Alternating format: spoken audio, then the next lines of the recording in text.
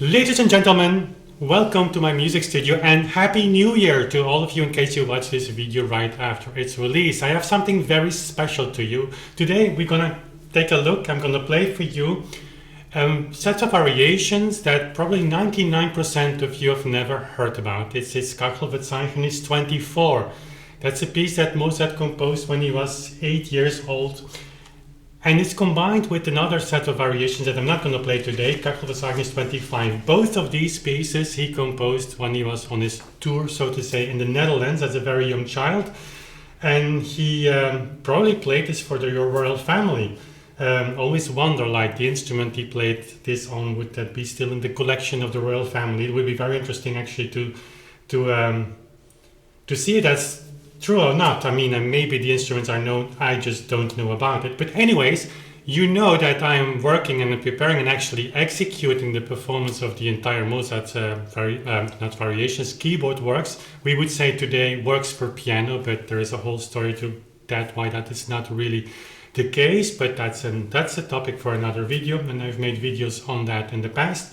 So I'm preparing the recording project for that music, for Mozart's music, and so I have to decide what to include and what not to include. So it's the complete keyboard works, and I'm saying that because Mozart, there is so much left from Mozart, also from a childhood when he was younger, when he was making exercises, and all these pieces are very interesting to look at and to play even, but to incorporate them in like a complete Mozart 2-box or 3-box CD box sets, it may be a little bit or they're not really suitable for that purpose. You know what point I'm trying to get to make here.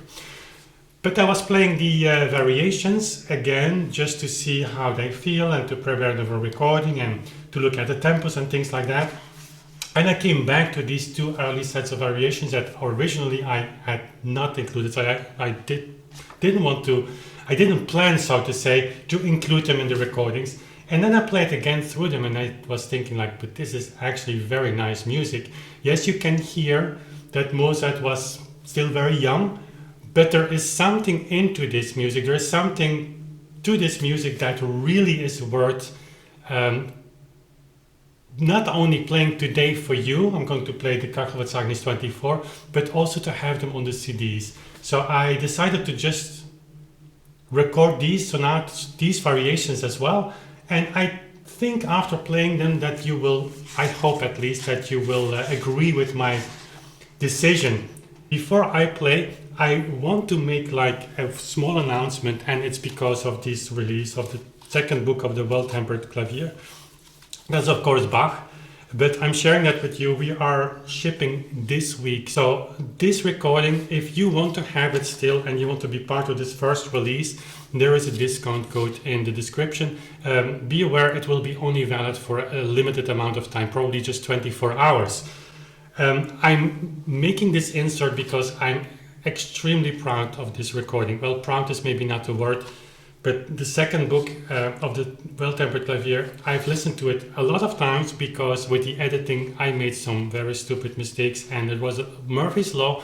Things were coming back, so I had to listen to it like multiple times. But remarkable for me, listening to my own recordings, I listened to it with a lot of distance and a lot of pleasure.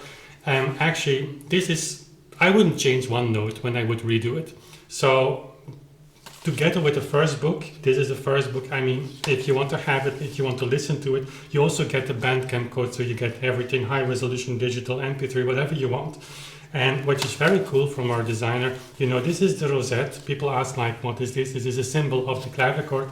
But when you combine the two, you restore, so to say, the broken rosette.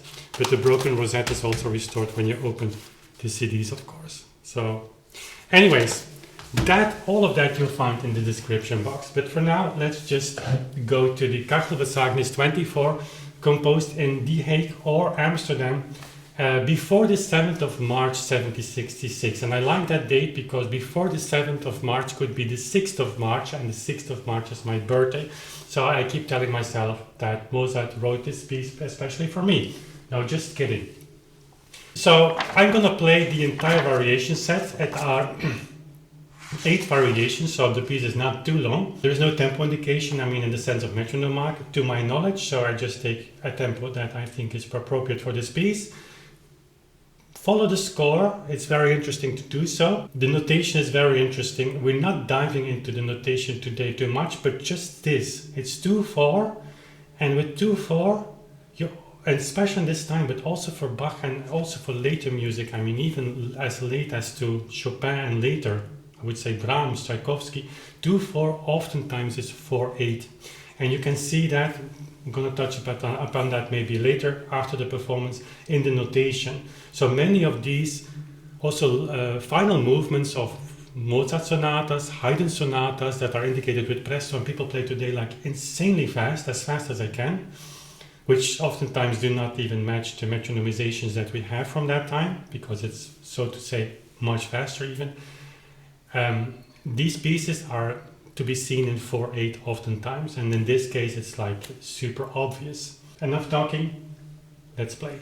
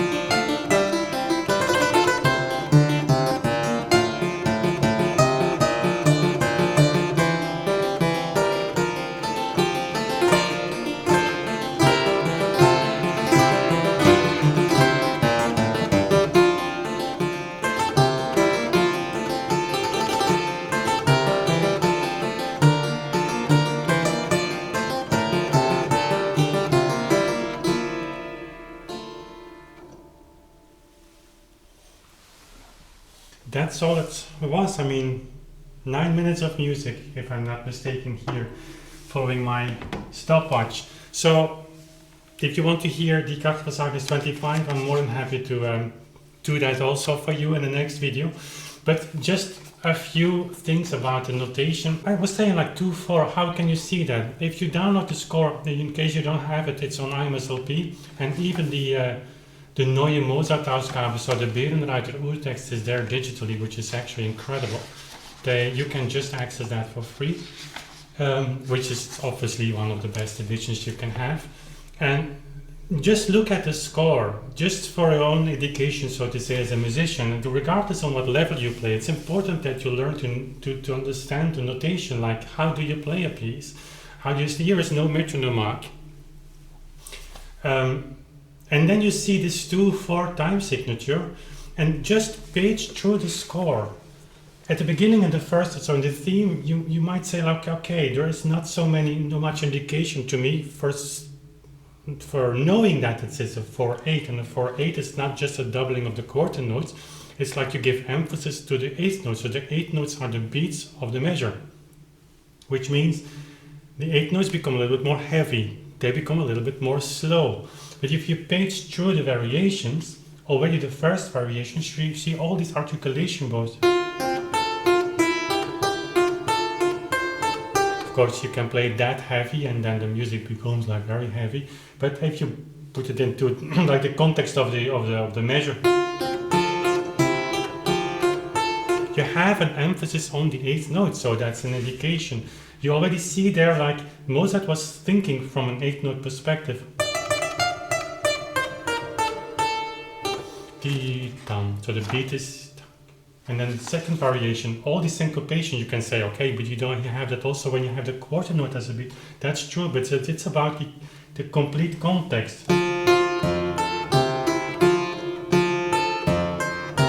And by the way, listen to this, the bass of the instrument is like unbelievable. It's like like a bassoon that you're playing here. But listening to this music in this tempo, it's the side remark. What makes it so pleasant also is because you, at least that's my focus when I play Mozart and even later music. I'm of course educated in the Baroque music more than maybe in later music, and you think always from the left hand. This music was, and Mozart, Haydn, Beethoven, Schubert, Brahms, it's all composed from the left hand. You have a harmony, and on top of that you do things. And so when you just focus.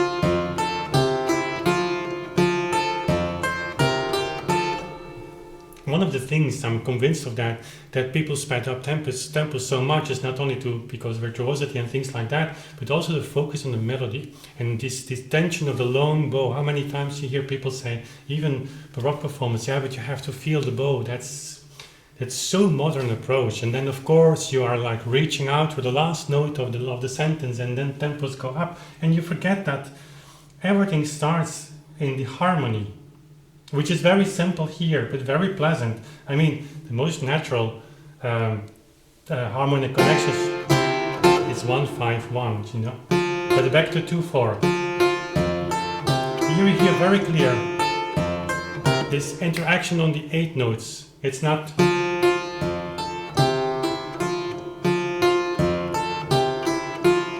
And then here you have the use of 16 triplets. When you see that in a structural way, so to say, it's not just as an ornament, a very short passage, but like a longer period here, an entire variation, you can be 100% sure that the 2/4 was thought of as 4/8.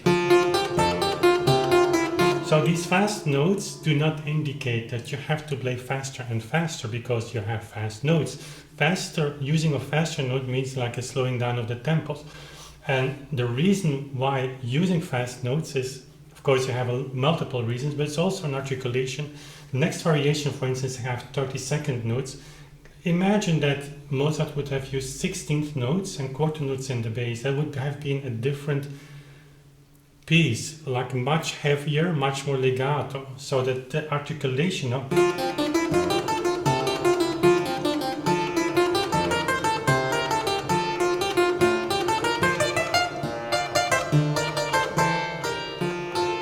and in comparison maybe a little faster even than when you would have 16th notes with quarter notes, but that's if I go in that direction, then you would yell at me in the comment box that it's a boring video, which actually it wouldn't be, but it's not for this video. So just to say that 2/4, don't get fooled when you see 2/4. The next variation, Kwartaalsagte 25, in case you have downloaded this volume, like very interesting, alla breve sang. That's for another time.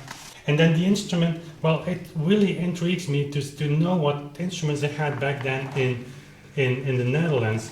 I mean, when you go to Germany, or the German area, so to say, or the German, yeah, what we call Germany today, or Vienna, or you go to France, I mean, even there, like harpsichord was there much more prominent in the 18th century than in other countries. I would say in Germany or in Vienna, this would be like undoubtedly meant for clavichord, there is no doubt. In the Netherlands, I don't know if they were influenced more from France or from Germany, and even though France had a lot of focus on the harpsichord traditionally, there were more clavichords in France than we think. But here, seeing all this articulation indication, and it's so precise, the clavichord is one of the instruments that enables the player to translate that perfectly. If you have, for instance, the first variation, like, let's do it much too much. I can make notes as short as long as I want, so the clavichord responds to that perfectly. I can do.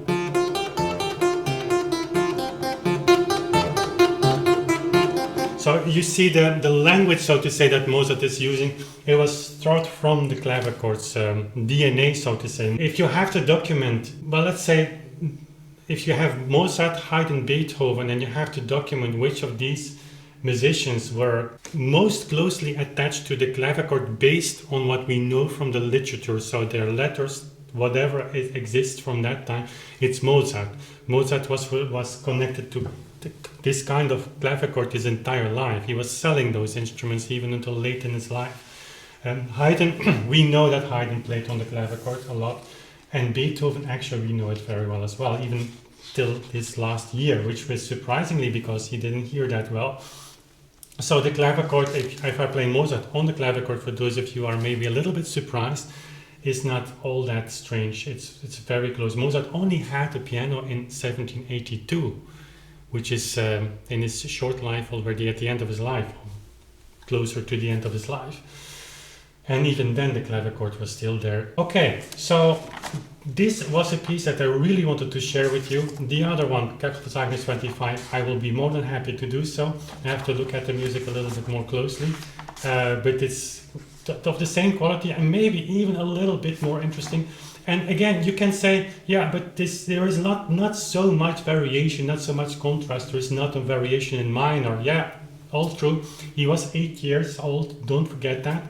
But there is, in rhythmical sense only, from this very natural bass of this very simple song, there is so much variation that it's enough to bring it to the end of the variations. And for that reason alone, I thought it was like a no-brainer to just include that in the complete Mozart set. Hope you enjoyed this small sight reading, not really sight reading, but like almost performance. And let me know in the comments what you think about that, what would be your preference for other videos. Don't forget the bug, in case you want that. And also a shout out to my patrons. I'm making these videos because, thanks to them, because they support everything that we do, and everything, I mean, that's a lot. Working on the tempo book, it will be, I'm close, the manuscript is close to finishing now the things that are necessary to present the manuscript to other people, and there will be a lot of work, and also therefore I have to thank my patrons, because without them I'm not sure I would be doing all of that. So check it out, also a link in the description box for that. That was all I've got for you today. Have a nice 26, a lot of peace on this very troubled earth, I would say. Let's hope for that, let's pray for that. Let's play some music in order to bring people together. That's what we need to do. That's the only thing we can do as musicians, I think. And having said that, I thank you for watching, and we see each other very soon again. Bye.